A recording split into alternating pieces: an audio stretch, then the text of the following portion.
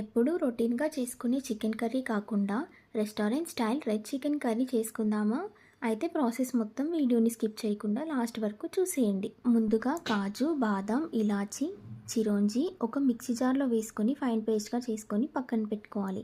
ఫ్రెష్‌గా వాష్ చేసిన చికెన్‌లో వెనిగర్ ఆర్ లెమన్, తగినంత ఉప్పు, పసుపు, కారం, అల్లం వెల్లుల్లి పేస్ట్, ధనియా పౌడర్, జీరా పౌడర్, షాజీరా, ఫ్రై చేసిన ఆనియన్స్ని క్రష్ చేసి వేసుకోవాలి. And Kashmiri red chilli powder, red chilli sauce, soya sauce, green chilli sauce, ముందుగా మిక్స్ చేసి పెట్టుకున్న కాజు పేస్ట్, గ్రైండ్ చేసిన టొమాటో ప్యూరీ, పెరుగు వేసుకొని మంచిగా మిక్స్ చేసుకోవాలి.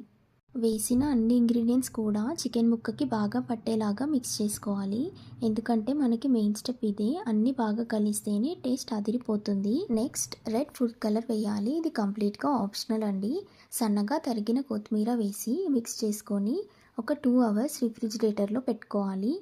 మీకు క్లారిటీ కోసం డిస్క్రిప్షన్ బాక్స్లో ఇంగ్రీడియంట్స్ మెన్షన్ చేస్తాను, చూసేయండి. స్టవ్ ఆన్ చేసి కడాయి పెట్టుకోవాలి. తగినంత ఆయిల్ వేసి ఆయిల్ హీట్ అయ్యాక కరివేపాకు వేసి చిటపటలాడనివ్వాలి. 2 అవర్స్ మ్యారినేట్ చేసి పెట్టుకున్న చికెన్ని వేసి మంచిగా ఆయిల్లో మిక్స్ అయ్యేలాగా కలుపుకోవాలి. కడాయి పైన మూత పెట్టి ఒక 15 minutes medium flame and 15 minutes లో ఫ్లేమ్లో మధ్య మధ్యలో మిక్స్ చేస్తూ కుక్ చేసుకోవాలి. చూడండి, ఇలా ఆయిల్ పైకి ఫ్లోట్ అయ్యాక ఫ్రైడ్ ఆనియన్స్ వేసి స్టవ్ ఆఫ్ చేసుకోవాలి. ఎంతో టేస్టీగా ఉండే red chicken curry ready. Serving బౌల్లోకి తీసుకొని కొత్తిమీరతో గార్నిష్ చేసుకుంటే ఆ లుక్ ఎంత బాగుందో కదా, సేమ్ రెస్టారెంట్ స్టైల్ లాగా. ఈ కర్రీ నాన్, రోటీ ఇంకా బగారా రైస్ ఎందులో తిన్నా టేస్ట్ అదిరిపోతుంది.